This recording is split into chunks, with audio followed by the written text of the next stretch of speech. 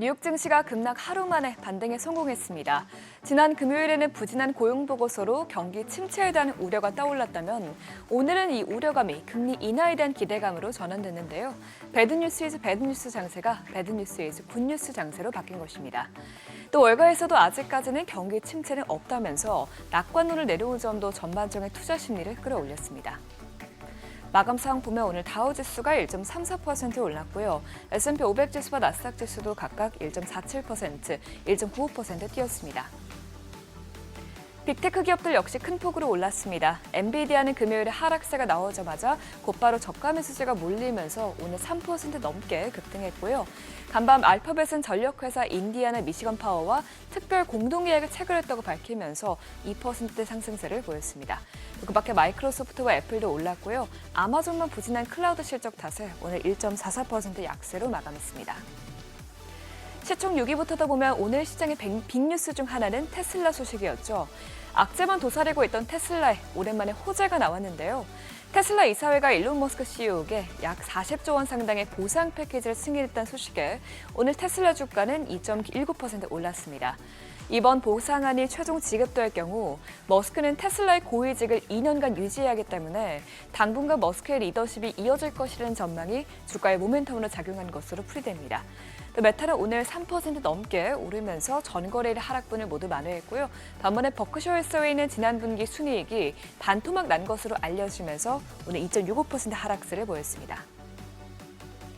간밤 나온 데이터들은 다소 부진하게 나왔지만 시장은 큰 반응을 보이진 않았습니다. 6월 미국의 공장재 주문은 마이너스 4.8%로 집계되면서 전달 대비 큰 폭으로 떨어진 것으로 나왔습니다. 그래도 예상보다는 소폭 높게 나오고 이번 하락세를 지난달에 전체 주문 증가를 주도했던 항공기 주문 급증세가 빠지면서 상쇄된 것이기 때문에 이번 지표는 침체에 대한 우려감을 키우진 않았습니다. 컨퍼런스 보드에서 발표하는 고용 추세 지수는 7월에 107.5로 나오면서 작년 10월 이후 최저치까지 떨어졌습니다. 응답자 중 일자리를 구하기 어렵다고 답한 소비자들의 비율도 17.2%에서 18.9%로 오르면서 2021년 3월 이후로 가장 높게 나왔습니다. 다만 컨퍼런스 보드의 경제학자는 그럼에도 불구하고 아직까지 노동시장은 전반적으로 안정을 유지하고 있다면서 기업들은 해고에 나서기보다는 일시적으로 채용을 중단하고 있는 것으로 보인다고 설명했습니다. 오늘 이렇게 나온 데이터들에도 불구하고 시장의 월가의 분석들에 더 주목하는 모습을 보였습니다. 고용 쇼크에도 여전히 긍정적인 전망들이 많이 나왔는데요. 많은 전문가들은 아직까지 미국 경제가 침체에 접어들었다고 보긴 어렵다고 평가했고요. 또 그러면서 장기적으로 시장에 호재가 많기 때문에 앞으로 미국 주식이 상승세를 이어갈 수 있다고 내다봤습니다.